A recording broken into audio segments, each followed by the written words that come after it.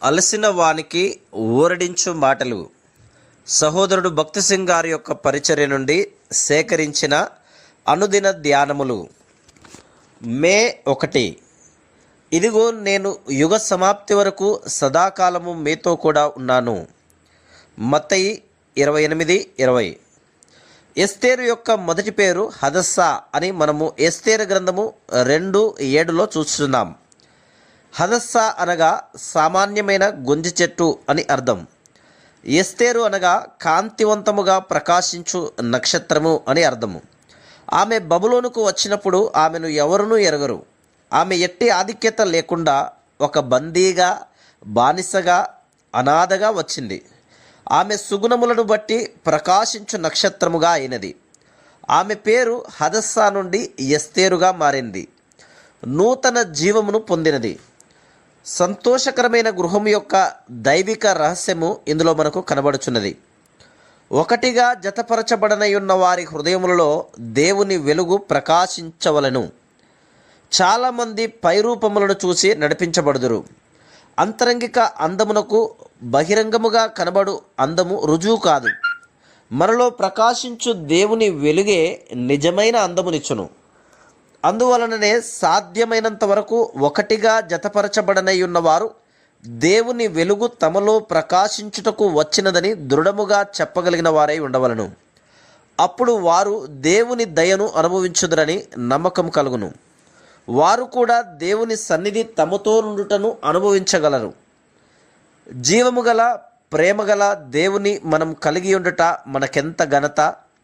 దేవుని సన్నిధి యొక్క రహస్యమును ఎరగకుండుట వలన మనమెంత నష్టపడుదుము, ఎంత కోల్పోవుదుము.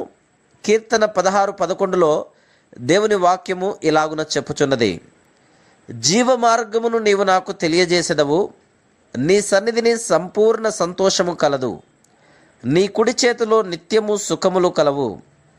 సంపూర్ణమైన నిజమైన సంతోషమును దేవుని సన్నిధిలో మాత్రమే మనం పొందగలము. దేవుని సన్నిధి యొక్క గమనికను నీవు కలిగి ఉండని ఎడల నీకు నిజమైన సంతోషం ఉండదు.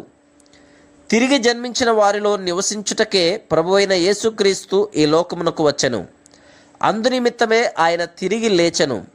ఆయన మరణించి తిరిగి లేచునని ప్రవచింపబడినది. జీవము గల, పరిశుద్ధమైన, ప్రేమగల, సర్వశక్తిగల దేవుడు మనలో, మన మధ్య నివసించుటకు వచ్చి ఉన్నాడు. ఆ అనుభవమే ప్రతి శోధన మీద మనకు జయమునిచ్చును. దేవుడు తమలో నివసింపవలనని కోరువారు తమ పాపములు క్షమించబడిన అనుభవం కలవారై ఉండవలను. హృదయములు పరిశుద్ధపరచబడి ఉండవలను. అందువలననే ప్రభు తన రక్తము కార్చి మరణించెను. జీవము గల పరిశుద్ధ దేవుడు మనలో నివసించుటకు ఇష్టపడుచున్నాడు. ఇది మనకెట్లు తెలియను? ఎల్లప్పుడూ దేవుని సన్నిధి అనుభవించుట ద్వారా తెలియను. అనారోగ్యమందు, ఆరోగ్యమందు, పేదరికమందు, సంపన్న స్థితి అందు, శత్రువుల మధ్యలో, స్నేహితుల మధ్యలో, ఇంటికి దూరముగానున్నను, ఇంటిలోనున్నను, యవనమందైనను, వృద్ధాప్యమందైనను, యుద్ధమైనను, కరువైనను, భూకంపమైనను, కొదువ అయినను ఆయన సన్నిధిని నీవు అనుభవించగలవు. ఇది ఎట్టి అనుభవము అనగా దేవుని పిల్లలకు సంతోషమునిచ్చడి అనుభవం. గొప్ప దేవుడు, సర్వశక్తిగల దేవుడు మనలో నివసించుటకు వచ్చెను. సంతోషకరమైన గృహము కలిగి ఉండవలననిన తృప్తి కలిగి ఉండవలను. సనగవద్దు, నేరారోపణ చేయవద్దు. ప్రతి సందర్భములో దేవుని రుజువుపరచవలను. అన్ని సమయములలో దేవుని రుజువుపరచవలను. అన్ని సమయములలో ఆయన సన్నిధిని అనుభవించవలను. దేవుని వాక్యము ఇలాగున చెప్పుచున్నది: నిన్ను ఏమాత్రమును విడువను, ఎన్నడును ఎడబాయను. Praise the lord.